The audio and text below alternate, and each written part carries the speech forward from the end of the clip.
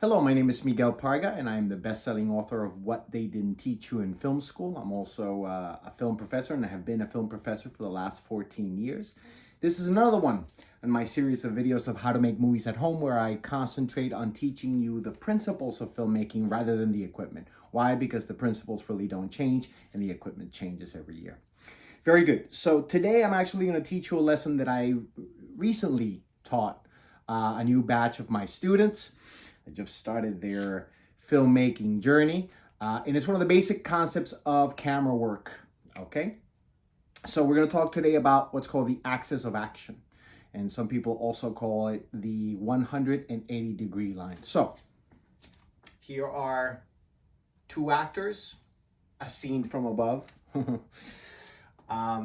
When two actors are doing a scene together, there's a line, there's an imaginary line that cuts through them, dividing the room in two. Goes like this. Okay, that line, some people call it the 180-degree line. It is related to one of the major rules of continuity, and we're going to talk about continuity in another one of my videos. But in this case, we're going to call it the axis of action.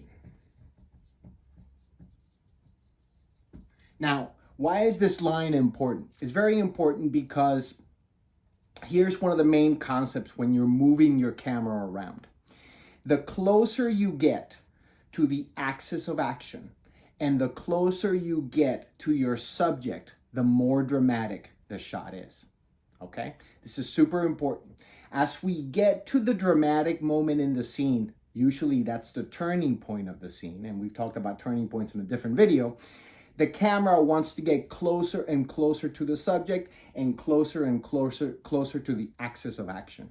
In this way, you're communicating to the audience by changing the shot, not only by what's happening with the actors and what's happening with the story, but your actual camera work becomes a language that tells the audience what's going on. So let's go through some of the examples of this, okay?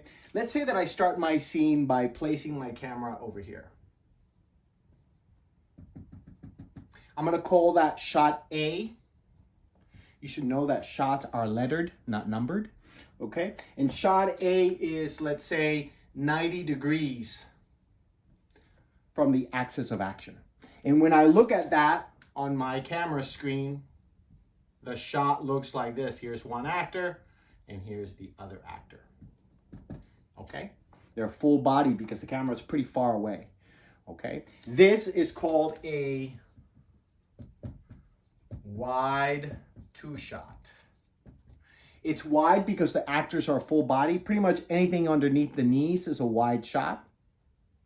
And it's a two shot, obviously, because both actors are in it. Now, this is a fantastic shot to establish a location. This is a great shot to show me action, but it's not necessarily a very dramatic shot. Why? Because I'm looking at the faces of the actors very far away, and I'm also looking at them in profile, right? They're looking at one another. And one of the things you learn as you start shooting is that the most dramatic, the most evocative thing that you will ever shoot is the human face. So the more of the human face that I see, the more evocative that shot is going to be. Okay? So that's my shot A. Fine. It's not a bad shot. It's a great shot to start the scene with. But the scene progresses and I move my camera closer. Let's say I move my camera over here. I'm going to call that shot B. All right. And this is, let's say, I don't know, 45 degrees from the axis of action. Okay. And when I look at that shot on my screen, it looks like this. Now I'm closer to my actor, so I can see more of his or her face, and I'm closer to the axis of action. Okay, this is certainly a much more dramatic shot than this. So as I change from the wide shot to this, I'm telling the audience, wait a minute, something important's about to happen.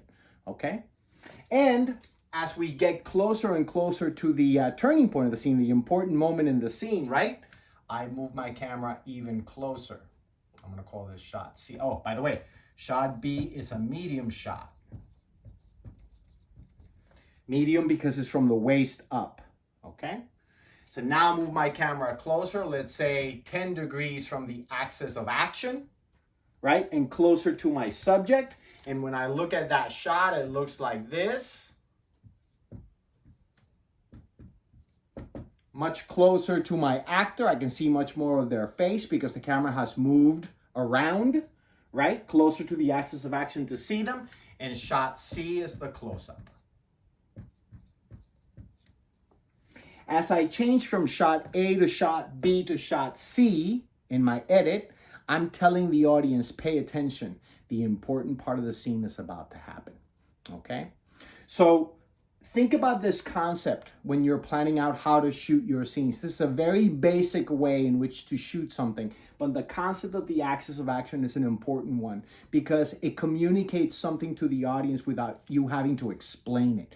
Just by them looking at the screen and looking at the changing shots, they'll understand that something's going on.